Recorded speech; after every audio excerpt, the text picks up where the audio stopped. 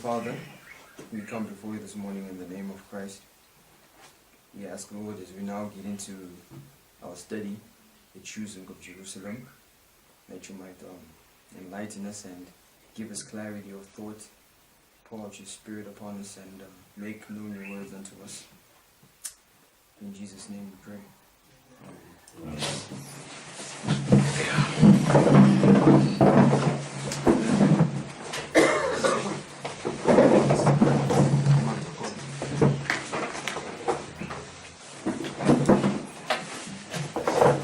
Good morning.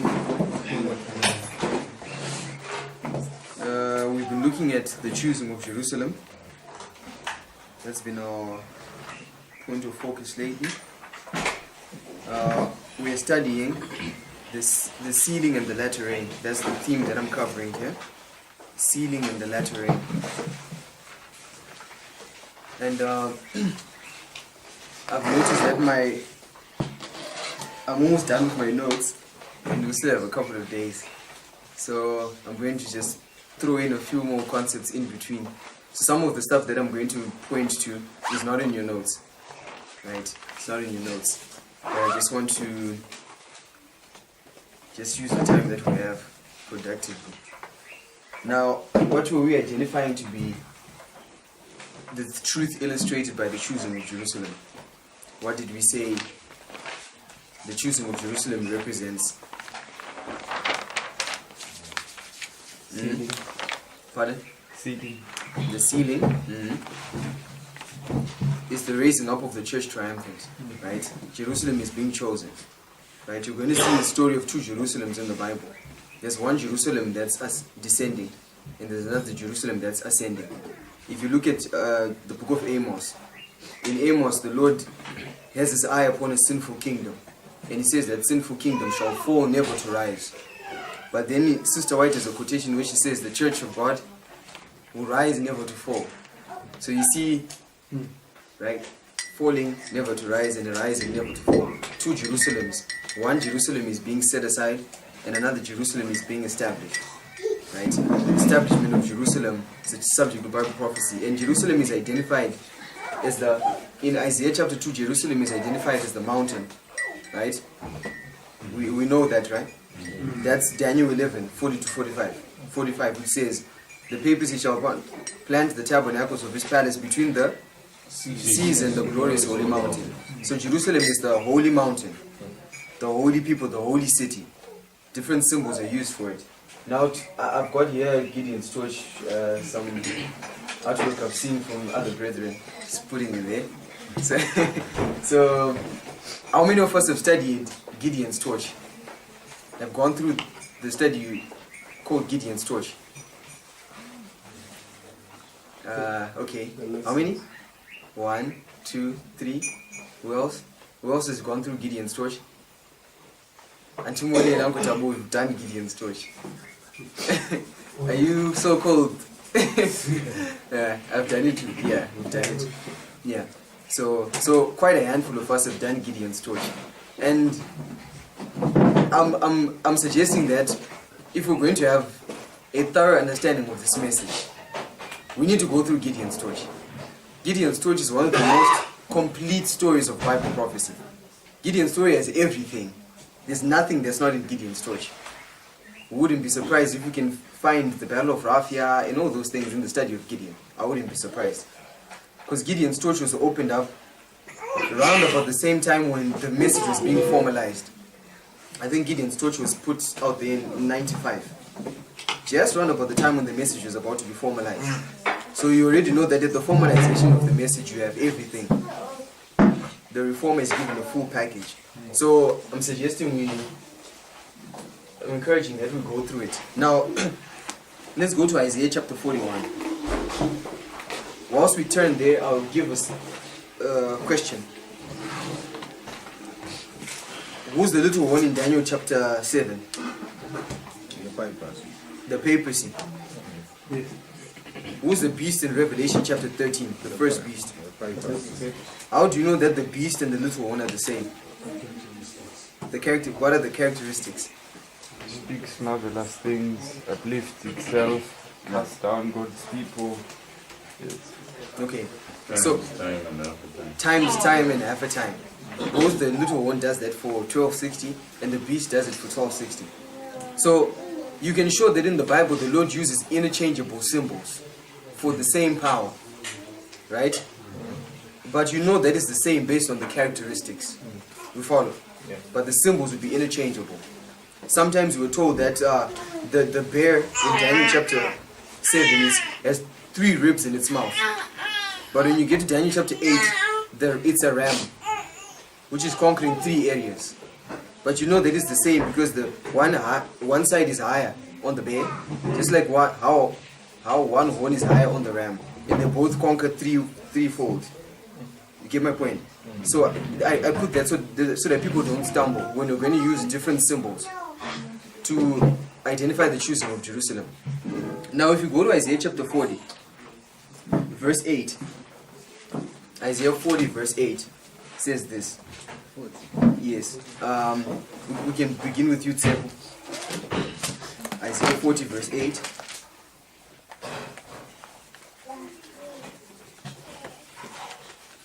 Verse 8. Yeah.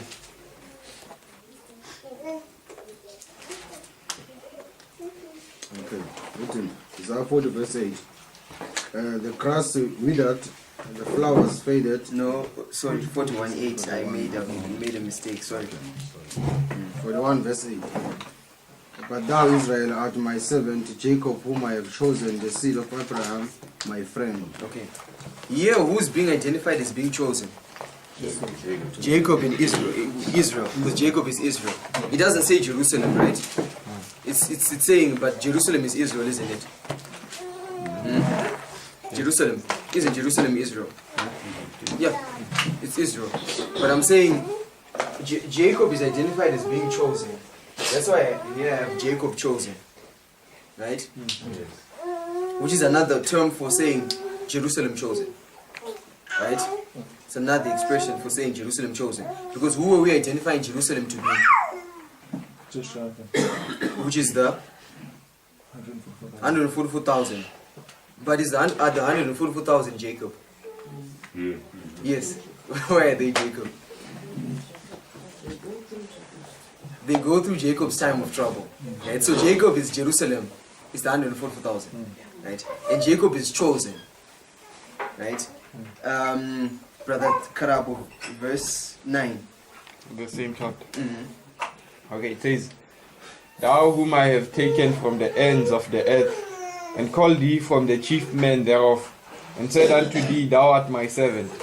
I have chosen thee and not cast thee away. That's okay. So we are seeing that Jacob is chosen. This is the choosing of Jerusalem. Go to verse 11.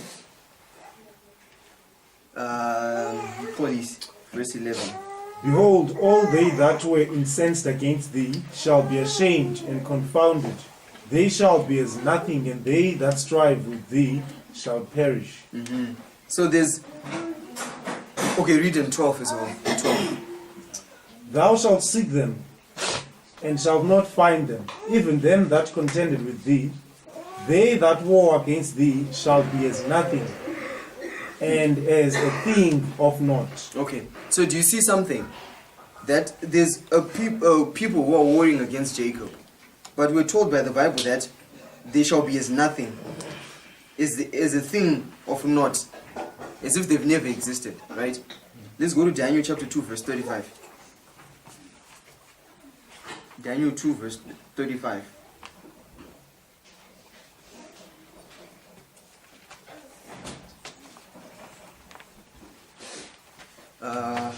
Brother Marsh.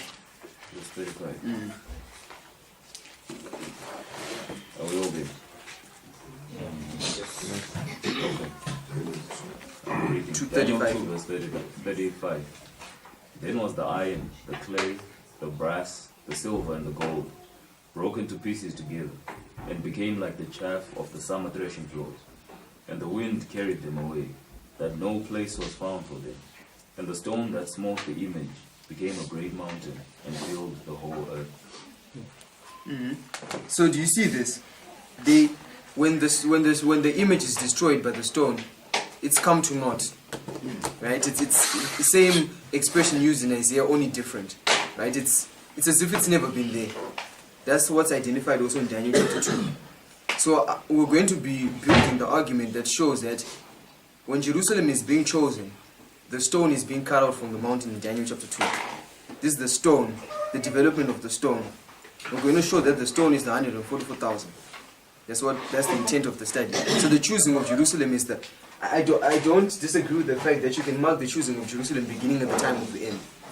But it's empowered at 911. Because we were discussing with my brother to show that in the Bible, the choosing of Jerusalem is used interchangeably with the choosing of David. Right? But how many times is David chosen? 4 times. It goes through 4 anointings, right? But there's a 3-1 combination. The first 3 anointings are different from the fourth. But David's first anointing is in 1989. The Lord is establishing the throne of David.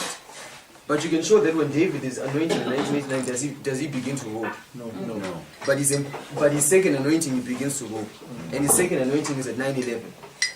Right? Because here David is anointed when he's 30. Right? And he begins to rule over Judah. And you can show that David is a type of Christ. And Christ was baptized when he was 30. And at the baptism of Christ, a divine symbol comes down. And we can mark a divine symbol coming down at 911. So you can put David's second anointing there. But now he's beginning to rule.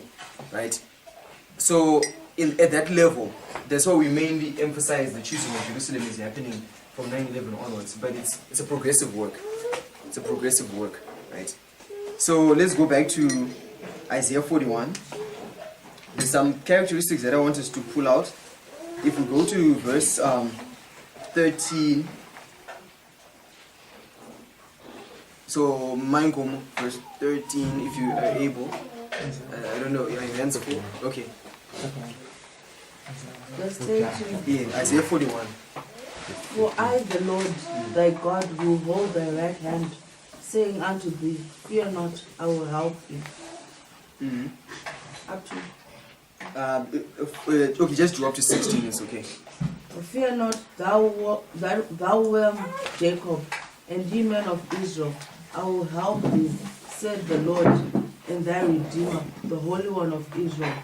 Behold, I will make thee a new sharp threshing instrument, having teeth. Thou shalt thresh the mountains, and beat them small, and shalt make the hills as chaff. Thou shalt fan them, and the wind shall carry them away, and the whirlwind shall scatter them, and thou shalt rejoice in the Lord, and shalt glory in the Holy One of Israel. Do you see something familiar? What is it? Threshing. The threshing and the threshing floor. Right? Jacob, whom the Lord is choosing, is identified as the sharp threshing instrument having teeth. Right? He's a thresher. And Jacob is the person whom the Lord is choosing. Which we've already shown that the choosing of Jacob, the choosing of Jerusalem, is identifying the work of the 144,000. So already you have a connection.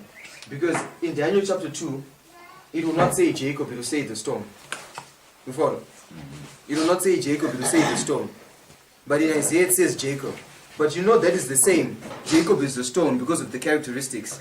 One, when they do their work, the heathen come to nothing. They're destroyed. But they both thresh. But exactly, you have the wind and all. Let's go to Daniel chapter 2. Let's also see if the characteristics are identical, of which they are. Daniel chapter 2, verse 35. Okay, verse 34. Baran Mobile. Verse 34. Yes. Daniel 2. Daniel 2, 34 and 35. Says, Thou sawest too that a stone was cut out without hands, which smote the image upon his feet, and they were fine and clay, and brake them to pieces. Then was the iron, the clay, the brass, the silver, and the gold broken to pieces together, and became like the chaff of the summer threshing floors. And the wind carried them away, that no place was found for them. And the stone that smote the image became a great mountain, and filled the whole earth. We see that is same identical expression that you find in Isaiah chapter 41 when it's talking about the choosing of Jacob. So Jacob is the stone, right? It's identifying the work of the stone. It is shown that Jacob is the person whom the Lord chooses. but the choosing is the sealing. You get the point? The choosing is the sealing. So the stone in Daniel chapter 2 is identifying those with the seal of God, the 144,000, that are going to grow from being a stone. I could have put those like arrows like what Brother Bakan does. So the stone is set up, but though it grows into a glorious holy mountain, right? That's why the papacy comes to its end between the seas and the glorious holy mountain, because the stone grows, it's cut out, and it does a work of threshing, fills the whole earth, right? Church triumphant set up. You see the characteristics are identical. So the work of cutting out of the stone, which we were placing at 9/11, is identifying the progressive development of the loud cry, and we're discussing with my brother to show that how does in the Jewish system, how would they cut out the stones? How does Sister White say it happens? Through the mighty cleave of truth. What does she say the cleave of truth is? The 3 angels' messages, right? Those 3 angels' messages cut out the stone. And for the 144,000 to be developed, how many angels have to do their work? 3. That's what we've been showing, right? I remember we gave an illustration of that at some point. The 3 angels' messages do that work. Because when you get to the 3rd angel, you are sealed, right? The stone is there. It's established. So we see these characteristics. So this will take us to the story of Gideon. Now let's go to Judges. No. Sorry. Isaiah 42. To put one more blank in place, then we go to Judges. Isaiah 43. This is not in my notes here. Isaiah 43 verse 1. The person who's reading will read verse 1 and verse 10.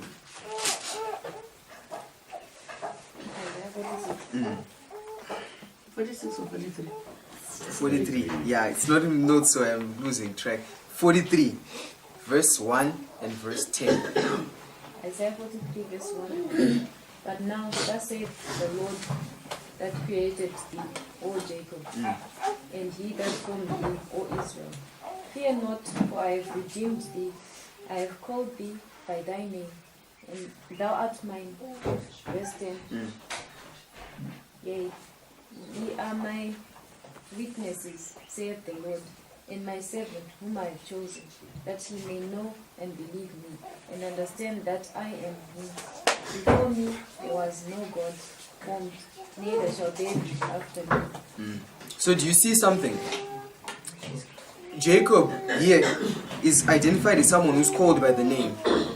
Remember, we've been showing that when Jerusalem is the place where the Lord chooses to put his name, right? Which is identifying the sealing. But here Jacob is also being identified again as whom the Lord has chosen. So the stone is the 144,000. We're placing the cutting out of the stone here because this is when the sealing takes place, begins at 9/11. Right? But remember, you have 7 steps to salvation, right? Remember, you have other steps before 9/11. Right? Those steps that were laid out for us. And when you get to 9/11, you have sanctification. And sanctification is the sealing. Right? And then you get to glorification at the binding off. So you have this, it's a progressive work. Right? So let's go to Judges chapter 6. I want to put the story of Gideon in place in connection with the choosing of Jerusalem. Because Gideon, we're going to identify that Gideon is symbolizing the work of the stone. Gideon is the stone. He's the 144,000. Him and his men.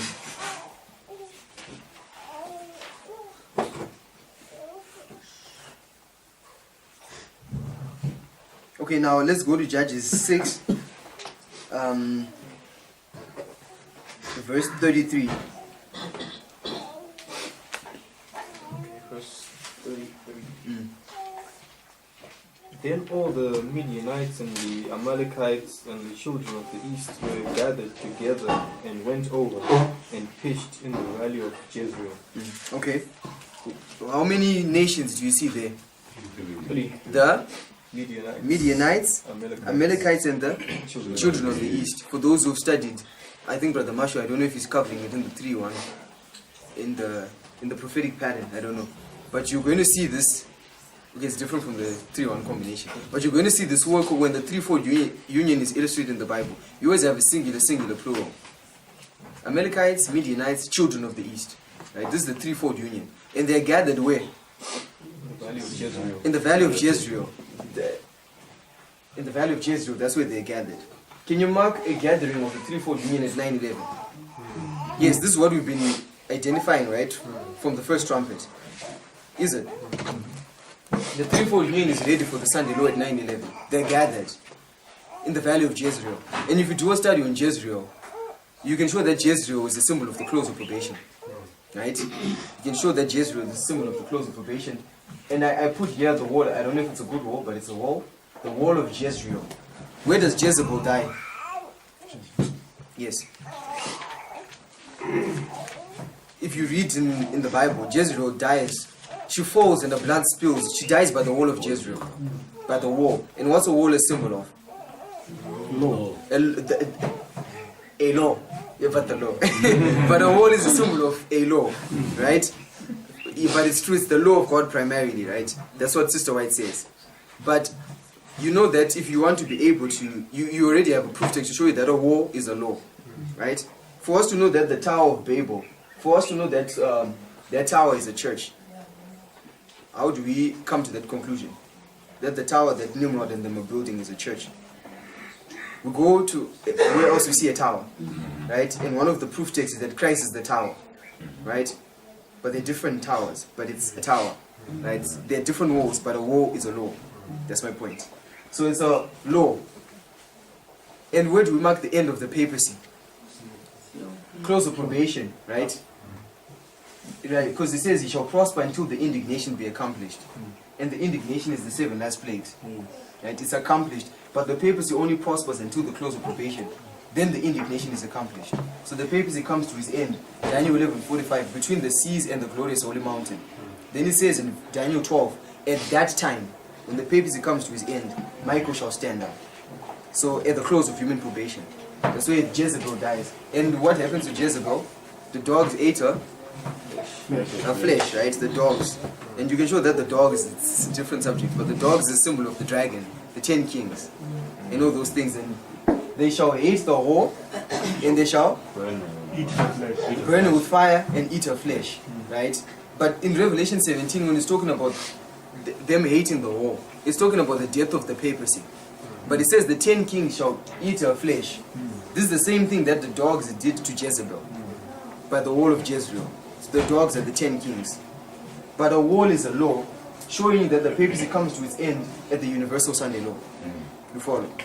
Yet when that decree becomes universal, then the law shall arise to shake terribly the earth. Yes. Close of probation. So I just wanted to show you that Jezreel becomes a symbol of the close of probation. Right? So you can bring Jezreel back at every fractals. Right? So if they are assembled in the valley of Jezreel, it means that probation was about to close at 9/11. You follow? If we're looking at it from the story of Gideon's perspective, the threefold union is assembled, but they don't do their work at that point. There's a restraint. You see the restraint in Judges, right? Yes. Yeah, they're restrained. Let's go there. Verse 34, Judges chapter 7, verse 34. They're pitched in Jezreel. They're ready for the Sunday law, for the close of probation. 34. Judges 6:34. Judges 6, verse 34. But the Spirit of the Lord came upon Gideon, and he blew a trumpet, and Abiezer was gathered after him. Okay, so you see that when these enemies are assembled, what's blown? The trumpet. You have a trumpet at 9/11. Yes, this is what we've been covering, right? The 7th trumpet is sounding at 9/11.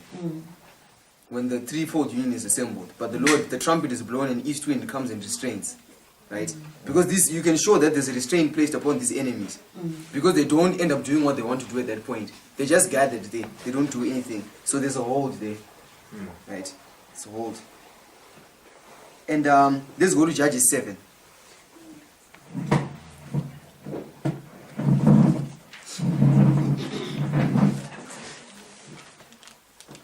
Verse 1.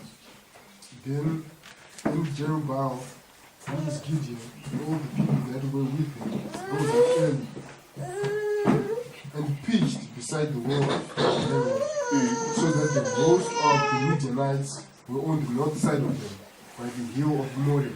in the valley. Okay, so then Jerubbaal, who is Gideon, what's that? It's a name change. When you see that in the Bible, it's identifying a name change. Because remember, we're marking Daniel chapter 10 at 9:11 yesterday. Because Daniel chapter 10 is Cyrus, is when Michael comes down, isn't it? To empower Cyrus to lay the foundations. But if you read Daniel chapter 10, it then says, then Daniel, who was called Belteshazzar. Chapter 10, Daniel chapter 10. When you see that expression, this who was called that, it's a name change, yes? Yeah, but the question is, Yes. I don't know this. Jerubbaal, is this a name change? For example, we can say Nyasha, who is, for example, the case of Esther. Yes. It's Ahasuerus, but it's also Artaxerxes. Who's Xerxes? Who's Xerxes? Yes. So that's not a name change. He only has two names. Yeah, I get, if you're going to look at Not prophetically. prophetically, if you're going to look at it at the literal level, no, it's not a name change, but it's a prophetic marker. Because you've got more than one witness for such a structure, where you see the Lord entering into covenant, right? Because you then bring other lines, because you've got, yes. Yes. I think one other thing is that we understand that from the Bible, the name represented character, isn't it? And for example, God would raise up prophets and their ministry would be based on their names as well, isn't it? Now when you look at Saul, whatsoever Saul means, I don't know. But when he now is called Paul, there has to be something that is seen. He begins to act differently than when he was first called what Saul, isn't it? So I believe that the changing, even though it's still his same name, but the changing of a name, giving him another name, which is what was the name again? Jerubbaal. Jerubbaal. Jerubbaal, I believe that was now the controversy of the time, Jerubbaal, that Baal must plead for himself, because there was now a controversy that was confronting Baal. So I believe that name change was also representing the work that was going to be done at that point in time. Which is true, because you can see from other lines of an identical structure, which then shows that it's not a coincidence when you bring in other lines. That's why Daniel chapter 10 is a good one. Daniel, who's called Belteshazzar. But in Daniel chapter 10, you can mark it at 9:11. Because Daniel is afflicting his soul. He's in the day of atonement. He's in the judgment of the living. So you can see other structures. Yes. If you look at verse 32 of chapter 6, you can see how that name Jerubbaal came. Yes. It says, therefore on that day he called him Jerubbaal, saying, let Baal plead against him, because he had thrown down his altar. Yes. Which is true. It's a name symbol of characters, what my brother was saying. They work. Now, we're saying that this is when this is taking place in Judges chapter 7. Gideon, his name means let Baal plead. Right? Yes. Where else in the Bible do we see that expression? Let Baal plead. Or Baal. First Kings 19. The story of Elijah. And is Elijah a symbol of the 144,000? Yes, Elijah it doesn't die. He's a symbol. Sister White says that. He's a symbol of the 144,000. Right? And he goes into a controversy with Baal. But when you look at where he went into a controversy with those people, it is actually in the geographical area of Jezreel, by the valley of Megiddo, which is connected with Jezreel. It's not a study on that, but if you read Gideon's story, you see all those nuances there. So it's the same story. That's what I'm saying. It's the same story. And Elijah had a controversy with the threefold union, didn't he? Who? Ahab, Jezebel, prophets of Baal. So you have a threefold union. Same story. Now, here we're seeing that the Midianites, they are on the north side. So this is a northern army. And was Alaric ready at 9/11? Yeah? And Alaric is the hill that comes from where? From the north. Because the northern army is ready there. There's encampers there besieging Israel in the northern sides. Right? 9/11, the son-in-law is ready at that point. And then... Just an extra point. But when you look at the work that Alaric did in sacking Rome, because he was the first of the Bavarians to sack Rome, it says that his sacking, even though it was violent, it didn't finish the work. It wasn't the most thorough sacking. The more thorough sacking that called. The progressive. Yeah. So point just being, he was ready to do a work Yeah. But that work was restrained. Yeah. It wasn't to the fullest extent. Yeah, exactly. You see a restrained place there, right? So now, when you look at where they are in the valley, they are by the hill of More. When you look at the word More, it's interesting. It means sprinkling of the rain. It means early rain. It means sprinkling. Do you see a sprinkling at 9/11? Yes. In measure, when it shooteth forth, thou will debate with it. You stay at this rough wind in the day of the east wind. Right? Christ's act of breathing upon his disciples was as a few drops before the plentiful shower. So you see the sprinkling here. It also means teaching. It means Doesn't teaching. it? Uh-huh. Yes? So the sprinkling is the teaching. It's the teaching, it's the message. The sprinkling is a message. That's how the Lord is going to teach his people, line upon line. Yes, well, to add to that, because if you look at Joel chapter 2, it says, I'll give you the former and the latter rain. What sprinkled is the latter rain, and the word latter rain means teacher of righteousness, isn't it? So teaching is in connection. It's with connected. it. But I wanted also to mention something. If you look at verse 1 of chapter 7, it says they pitched beside the well of Harod. And the name Harod means trembling. Yes. It means to tremble, to Yes. fear. Yes. The fear. The kings are troubled. Fear takes hold upon them as of a woman in travail because of the east wind. Right? But you can also mark this is the empowerment of the first angel, fear God. You have fear there. Right? Interesting, right? So, but Mori also means archer. Archer, it means archer. Who's the archer? Ishmael. Yes, Ishmael grew up to be an archer. Ishmael's hand shall be against every man, and every man's hand against him. Do you have Ishmael striking at 9/11? The activity of the archers, 9/11. So it's not an accident, it's there, right? And let's look at the name Gideon. Hello. So before you go to Gideon, Yeah. let's just read More. Yes, It yes, says yes. Hebrew 33:84, and Archer also teacher or teaching, also the early rain. Yes, yes. Early rain. Age 41. Age, 75. yeah. More is, I just lost my place. Is it okay? But that's the definition we gave, though, right? Early. Yeah. Okay. Correct. Alright. It's 41:75, yeah. Okay. Yes, early rain, Pentecostal outpouring repeated. 7 seals opened. Right? You see that? Yes. Amen. Gideon, his name means thresher. What's the work of the stone in Daniel chapter 2? Threshing instrument, right? That's the work of the stone, isn't it? To thresh, that's the work of Jacob. But Gideon also means to cut off or to cut out.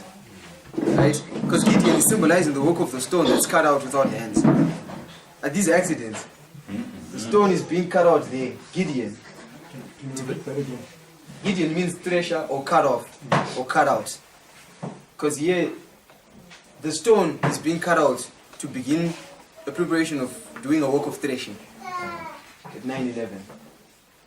Means Baal plead is going to enter into a controversy over the image of the beast. All those things.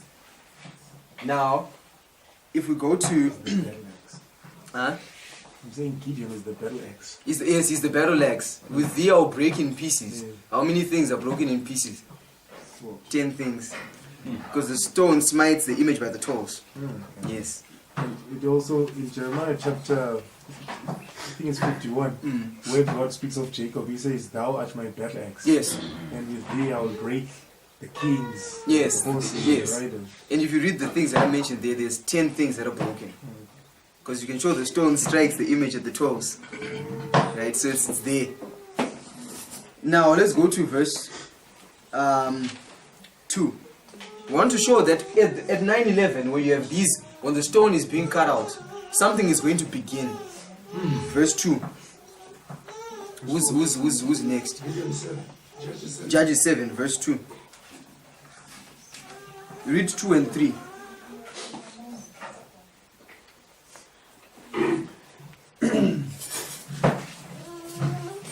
And the Lord said unto Gideon, the people that are with thee are too many for me to give the Midianites into their hands, lest Israel found themselves against me, saying, Mine own hand has saved me.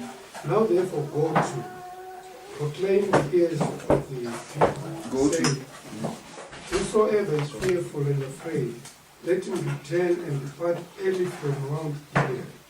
And there returned of the people 22,000, and there remained 10,000. Okay. So what's happening now? There's a temple cleansing. There's a temple cleansing beginning at 9/11, because the people are too many. Many are called, but few are chosen. We follow. Yes, there are too many, but they've all been called, haven't they? They've been called, but few are chosen. And it says, whoever is fearful and afraid. So showing you that the battle that Gideon is going to have to wage is a fearful battle. And those who are of a timid heart need to be purged out. They need to be cleansed. They need to be separated. The dirt brush man needs to remove them, sweep them out. Because the Sunday law will be heavy for Gideon. Right? And it's quite interesting because at 9/11, that's where the Lord gives His Spirit to His people. And Paul, when he speaks to Timothy, he says the Lord has not given us the spirit of fear. Oh yes. But He has given us the spirit of power, of a sound mind, and of judgment. How many? Spirit of what? Of power, of a sound mind, of love, and of judgment. Okay. And when you look at where this takes place, it's Mount Gilead. And when you look at what Mount Gilead is a place where Jacob entered into covenant with Laban. Right? It's connected with the covenant. I haven't gone into the story personally to get the prophetic characteristics, but Gilead is connected with covenant. And you see covenant taking place at 9/11 when the temple is being cleansed. Yes, God is entering into covenant with the 144. Our next lesson will be on the covenant. The eating of the little book. How that's the sealing, all those things. But it also means doubling. Gilead means double. You have a doubling at 9/11. Yes, you have a doubling. The second angel's message. Babylon is fallen, is fallen. Right? So there's a temple cleansing, and there are 22,000 people left. Now, in the story of Gideon, 22,000. No, 22,000 are cleansed out. But I was just thinking, if you're going to apply this, maybe cleansing at maybe a fractal level, I mean, at a big level, it can be two distinct calls, right? Probably, right? Two temple cleansings. That's what it is, two distinct calls. But maybe it can be two temple cleansings in Adventism. One from 9/11 to midnight, right, for the priests, and then for the Levites. And we can take you to midnight, where the temple cleansing concludes at the Battle of Raphia, June 22. I don't know. Yeah. Yes. Oh, okay. Now, we're not doing a story on Gideon, but I was just putting some characteristics in place, right? You see that you can't separate the choosing of Jerusalem, the cutting out of the stone, with the two temple cleansings. So, the reason why there's been a lot of misunderstanding in this message concerning judgment of the living, the sealing, is because of these old truths. These simple truths, right? It's so simple. Yeah. And when this was being put in the public record, it was never identified that Mori means archer, but they were always there. Right? Because the new truth is never independent of the old. So once we have a correct understanding of the basic principles like this, it will help us to just locate the judgment of the living where it's supposed to be. You follow? Right? So we're identifying that the work of Gideon is identifying the work of the stone.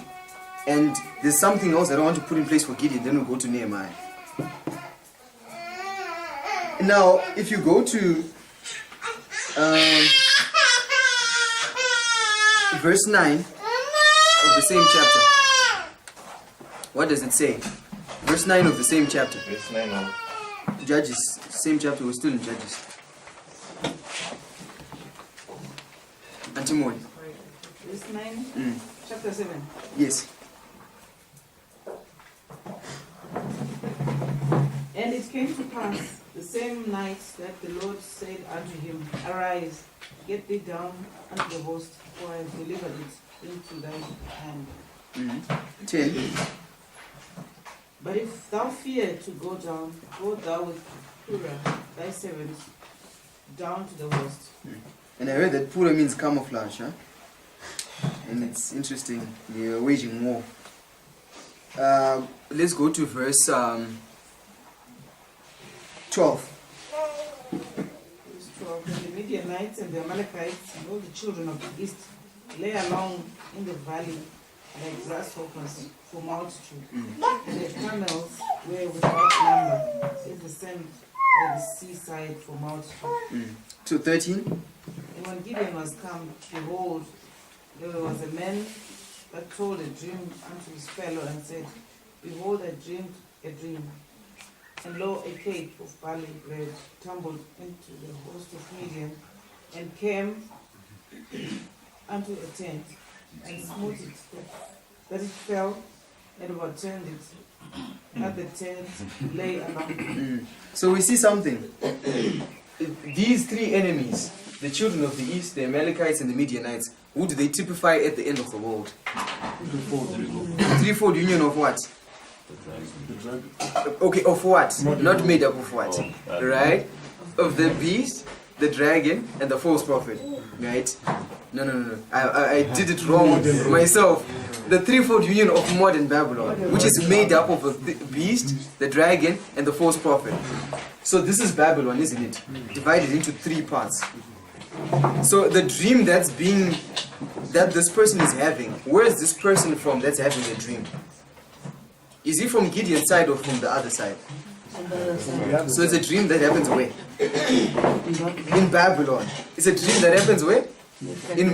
Yes, Nebuchadnezzar's dream. Right? Oh, okay. The threefold union, right? Is divided into how many parts? 3 parts. And that's the threefold union of what? Modern Babylon, right? So the beast, the dragon, and the false prophet is all Babylon. Right? So we're saying in the camp of these three enemies, a person has a dream from their camp. So it's a dream from Babylon. Right? And it troubles him, right? The person is troubled by the dream. So it's a dream that's given to a Babylonian. Right? So Mayankomo then showed us that in Daniel chapter 2 you've got a similar structure of a dream that takes place in Babylon. And it troubles the king, Nebuchadnezzar. So we're saying that this dream that's being identified in Judges is the same dream that Nebuchadnezzar had, line upon line. And Nebuchadnezzar's dream was about the image and the stone coming out to destroy the image. But in this case, it's a story about a barley loaf, right? Coming down to smite the tent, smiting Babylon. So it's the same thing. So that barley loaf is identifying the work of the stone, right? In beating down that statue. But it's going to be defined for us now if we read on. So what's barley associated with? We looked at it. The first fruits. They would celebrate the first fruits with barley. Right? And the 140,000 first fruits. But what's a loaf associated with? Pentecost.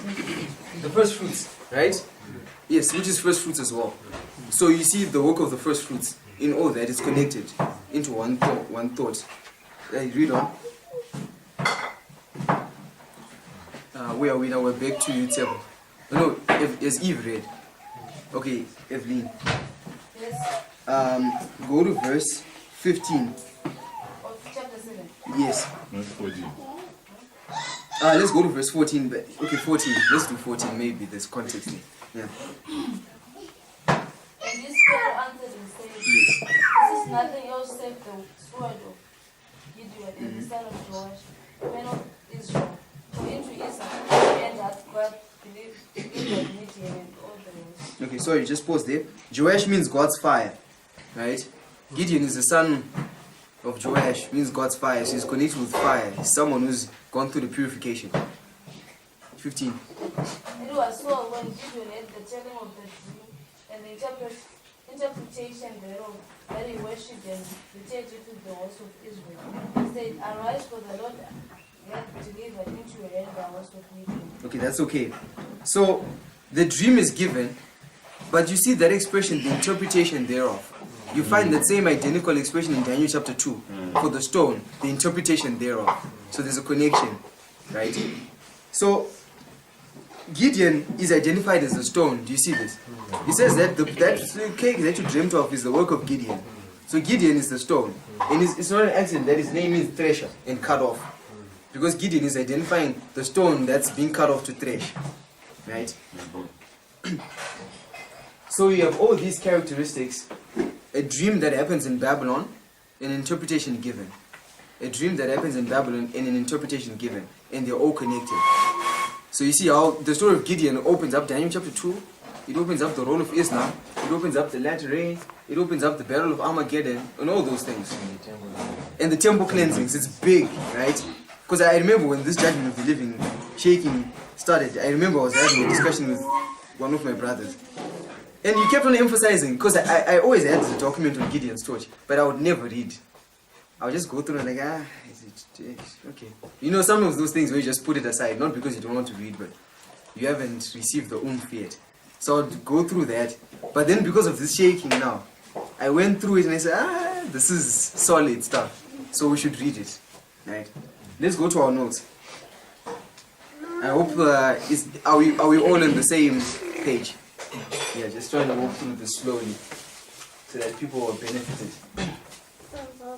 What did we identify yesterday about the fourth angel? What did you say takes place when the fourth angel arrives? Huh? When the fourth angel arrives, what takes place? In terms of the other messages. It repeats. Right? When the fourth angel arrives at 9/11. And in the story of Gideon, when Gideon is gathering his people for the temple cleansing, he divides them into, let me just read it. I'll just read from Judges 6:35. It says, and he sent messengers throughout Manasseh, who also was gathered unto him, and he sent messengers unto Asher, and unto Zebulun, and unto Naphtali. So you see there's a distinction between Manasseh and the other three. Grammatically, do you see that? It's a 3-1 combination. Do you see that? Brother Marshall I'm sure you're showing us the 3-1 in the prophetic chain. Yes, you see the 3-1 combination in the prophetic chain, identifying a change of dispensation. And at 9/11, if you read the chapter that Brother Marshall was walking us through paragraph by paragraph, Sister White titles that chapter, The Three Angels and the Other Angel. It's a 3-1 combination. So this is the arrival of the other angel, preceded by the three. So this is the 3 tribes in Manasseh. It's a 3-1 combination. You have it right there. So we're saying when you get to 9/11, this is the 4th angel. And all the other 3 angels repeat in that history. You go through a 3-step test. That's why in all the falls of Babylon, you're going to see a 3-step test. We saw that in, what's his name? Nimrod, didn't we? Did we see 3 go-tos? Which are identifying a 3-step process. Did we see 3 steps in Nebuchadnezzar's fall? Yes, the feast, the handwriting on the wall, and the executive, the slaying of Belshazzar, right? You see all these 3 steps. Even in the Nebuchadnezzar story, you see it as well. So, if we go to our notes, we identify that the work of Nehemiah is the work of the what? The 4th decree. But in the time of the 4th decree, it repeats the other 3 decrees, right? And we're shown from Daniel chapter 9 that the work of the 4th decree was to restore the what? To build the streets and the walls in what? Troublous times. So you see these 3 things that are there. So one thing that you can identify is that when you look at the word streets in Daniel chapter 9, that word means to repair. Right? And when you look at the marginal reading for the word walls, it means a breach. So when you bring them together, what's that? Repair of the breach. It's the repair of the breach. Right? In the troublous times, right? That takes us to Isaiah 58. Let's go to Isaiah 58. And who knows what Isaiah 58, what Sister White calls Isaiah 58? The Laodicean message. She ties it with the message of Jones and Wagner. And the message of Jones and Wagner was the latter rain message. So Isaiah 58 is connected with the latter rain. It's the Laodicean message. Let's begin in verse 1 for context. Verse 1. Cry aloud, spare not, lift up thy voice like a trumpet, and show thy people their transgression, and the house of Jacob their sins. Yes. Do you see a crying out loud in the trumpet at 9/11? Yes. This is Gideon's trumpet. This is the 7th trumpet. Right? And then we did Isaiah 58 before. We were seeing that one of the things that's identified in Isaiah 58 is the strife and the debate. And the debate begins when the east wind is held. So Isaiah 58 is at 9:11. You follow? So, in verse 1 it says, shew my people their transgression, the house of Jacob their sins. So does this in particular mean we have to identify those sins? Yes. You have to tell the wheat from the tares in that ministry. Right? Because you won't be able to do it if you can't see the sins in the camp. So if you can't see, it means you can't really perform this duty. You are a Laodicean. And Isaiah 58 is a Laodicean message, and the Laodiceans are blind. Right? You see? Okay. Let's go to verse 12 of the same chapter. Next reader. Oh, the same chapter. Yes. In our notes, if you go to the notes, okay. Yeah, Isaiah 58:12.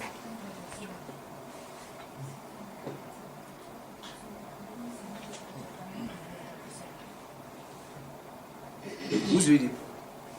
Where did we end? Oh, we're back now. Sepo.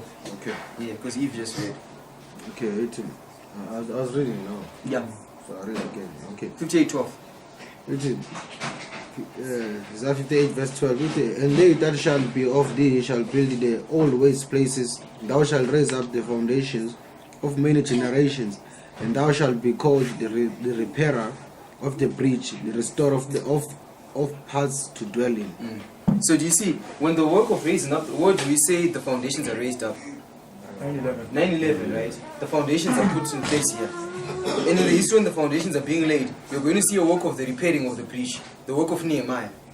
But that work is done in troublous times, right? And we're identifying that Islam caused the troublous times. That's what we want to look at now.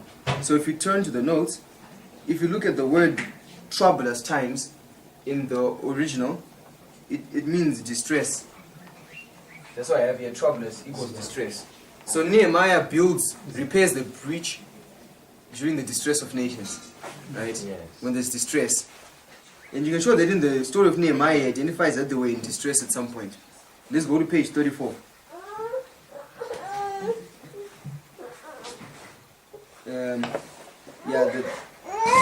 Yes, page 34, Testimonies to Ministers, page 445. Yes, next reader, cut up. Page 445. Oh, okay. The sealing of the servants of God is the same that was shown to Ezekiel in vision. John also had been a witness of this most startling revelation. Please pause. What had John been a witness of? Sealing. The sealing, contextually, right? So whatever we're going to be told that John saw is the sealing. Okay, you done? He saw that the sea and the waves. He saw the sea and the waves roaring, and men's heart failing them for fear. He beheld the earth moved, and the mountains carried into the midst of the sea, which is literally taking place. The waters thereof roaring and troubled, and the mountains shaking with the swelling thereof. He was shown plagues, pestilence, famine, and death performing their terrible mission. So do you see this? Where Sister White is taking the characteristics, she's connecting the sealing with men's hearts failing them for fear and stuff. Do you see that? Yes. So we have to go to the passage where we see that identified and see some of the things, because she's connecting us with another place in the Bible. So that's why I have Luke 21:25. Next reader. Luke chapter 21 verse 25. And there shall be signs in the sun, and in the moon, and in the stars, and upon the earth distress of nations, with perplexity, the sea and the waves roaring. Verse 26. Men's heart failing them for fear and for looking after those things which are coming on the earth, for the powers of heaven shall be shaken. So do you see this? Testimonies to Ministers doesn't talk about the distress, but Sister White gives us a structure for when you run the expressions that she uses in Testimonies to Ministers, you're going to end up in Luke 21. And Luke 21 identifies the distress of nations. And Sister White says that John is a witness to this most startling revelation. Therefore, when John is seeing the distress of nations, he's seeing the sealing. We follow? It's the sealing. So the streets and the walls are built during the sealing. And Nehemiah is the fourth decree. Therefore, when the fourth angel arrives in our time, you're in the sealing. We follow? Yes, you are in the sealing. Let's go to the next passage in Nehemiah, in the notes. The next one, my brother Marshall, Nehemiah 9. Nehemiah chapter 9. It's in the notes is jumbled up. Verse 1, verse 37, 38, and chapter 10. 10:1. So Nehemiah 9:1, 37, 38, and Nehemiah 10:1. Alright. Verse 1. Now on the 24th day of this month, the children of Israel were assembled with fasting and with sackcloth and earth upon them. Verse 37. And it yielded much increase unto the kings, whom thou hast set over us, because of our sins. Also they have dominion over our bodies and over our cattle at their pleasure, and we are in great distress.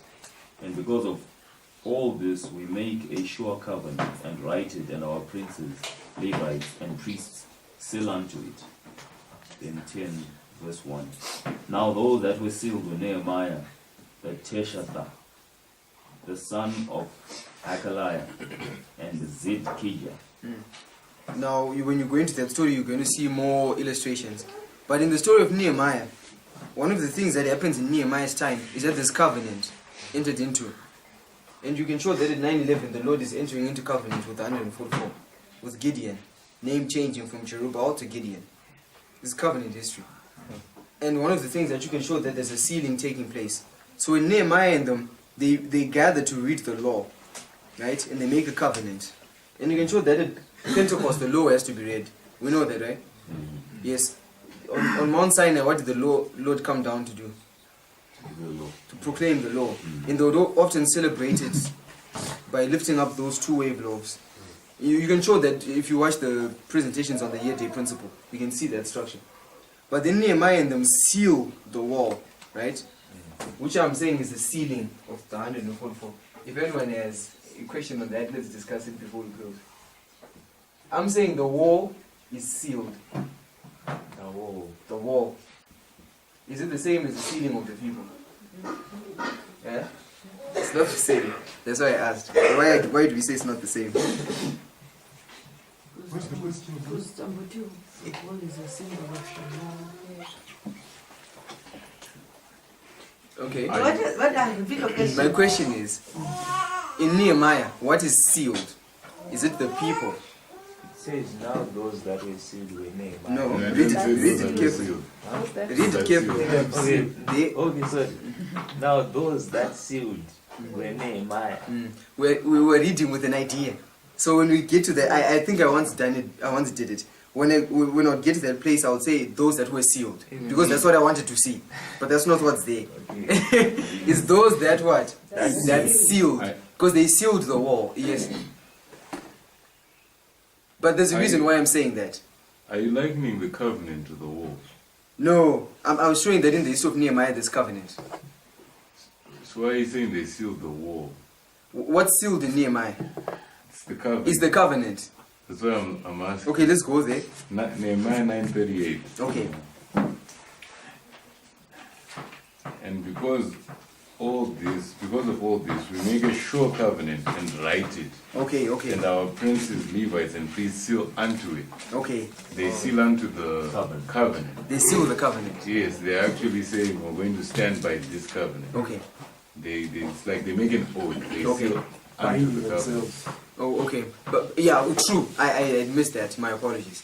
But the point still is this: what is sealed? Is it the people of the covenant? Covenant. It's the covenant, but is it the same as the sealing of the people? Because that's the main. Who abide to the covenant. They are binding themselves. But it's the same because you're Yes, saying we are holding ourselves accountable to this covenant. We're making the covenant, we're writing it, and we seal unto it, meaning we're settled in this. Yes, that's what I wanted to make sure that people are getting. To say, so that we're not troubled when you read verses like that. Because I was thinking of Passover as well. Because you're going to find that the sealing is not often illustrated in such an obvious manner. To say the people are sealed, as we often see it in the scripture. Like you find in Exodus, they sprinkle it on the doorposts. But Sister White says that typifies the sealing of the 140,000. Though it's not a direct people taking the blood and putting it on themselves. That's the point I wanted to make. Because I know people usually struggle with such narratives. Yes. Yeah. Yeah. I'm just saying they actually, a covenant is marriage, isn't it? Yeah. And people are making a vow Yeah. to that marriage. So they're actually binding themselves, they're sealing themselves to that vow. Yeah. Which they are making. Yeah. They're becoming one Yeah. with God. Yeah.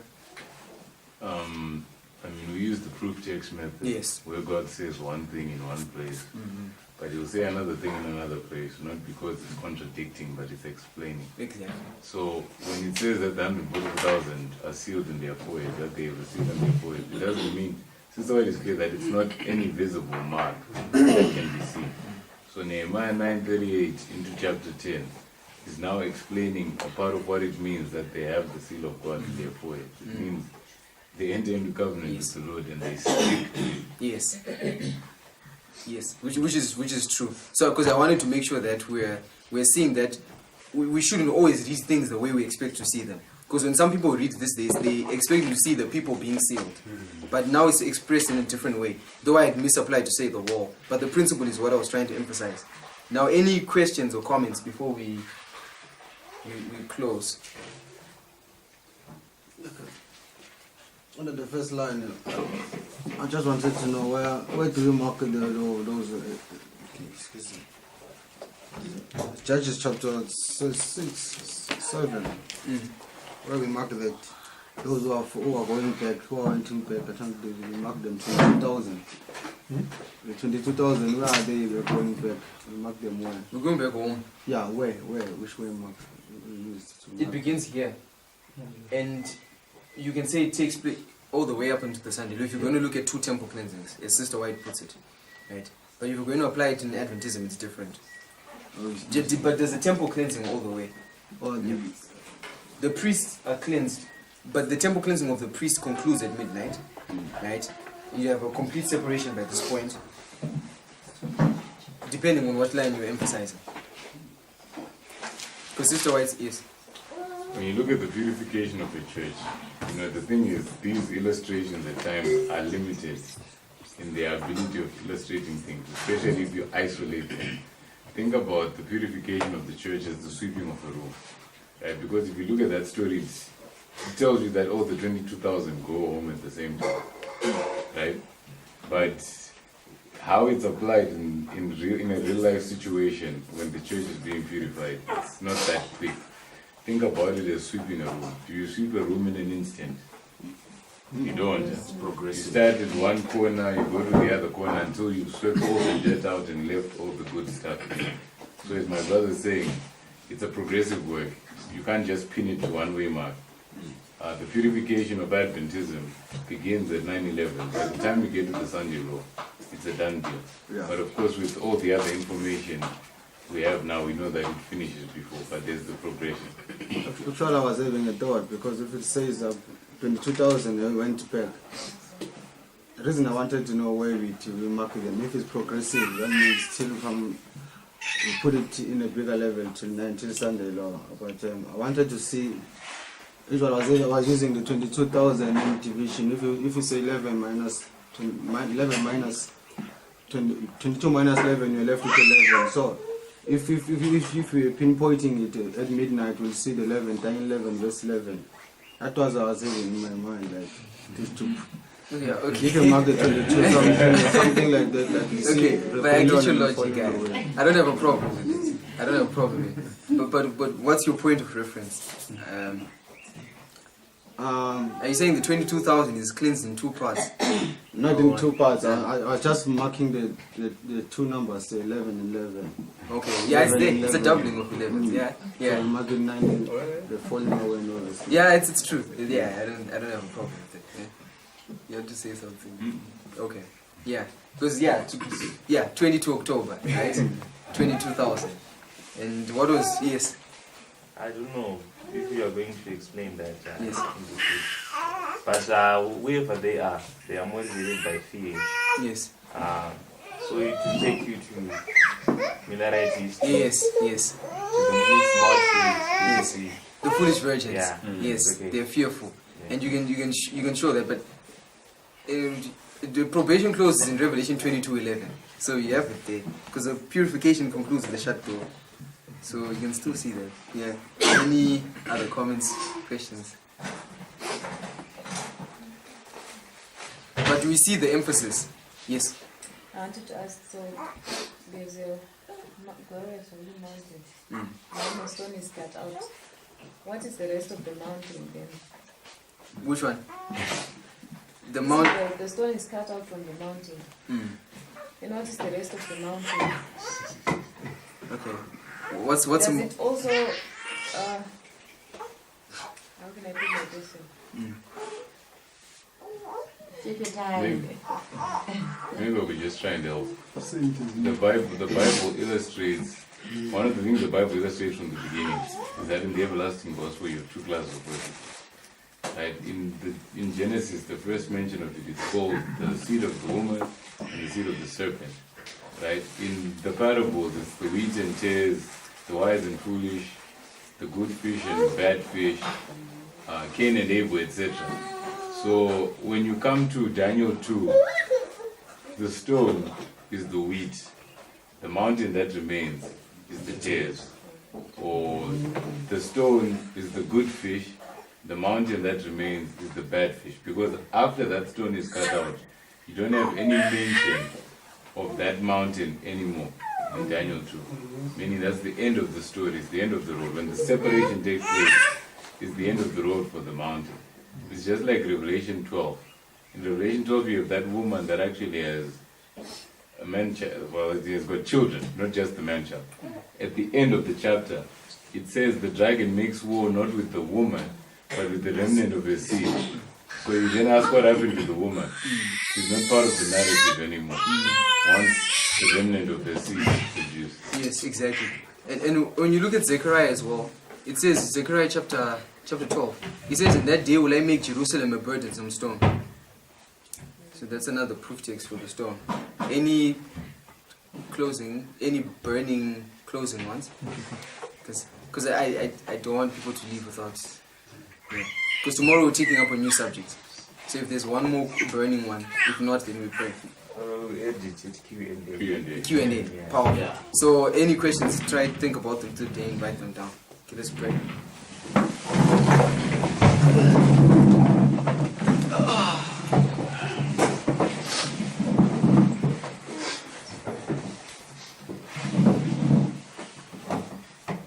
Heavenly Father, we come before you this morning. We thank you, Lord, for your word, which is alive, sharper than a two-edged sword. We thank you, merciful Savior, as you're part of doing the work of cutting out the stone. We pray, Lord, that we might be found amongst Gideon, who's the stone that's being cut out, and that are going to do a work of threshing the heathen. We pray, merciful Savior, that you might sanctify us through the truth, through obedience in the truth, and that we might be part of the Jerusalem that you're choosing. Lord, even as we take up a new subject tomorrow on the covenant and what it means to eat the little book, we pray, Lord, that we might have a more thorough, basic understanding of these concepts, and that as we personally get into them, we might glean more light. We thank you, Lord, for now as we are preparing for breakfast. Be with the hands that have made and help it to nourish us. In Christ's mighty name, amen. Amen.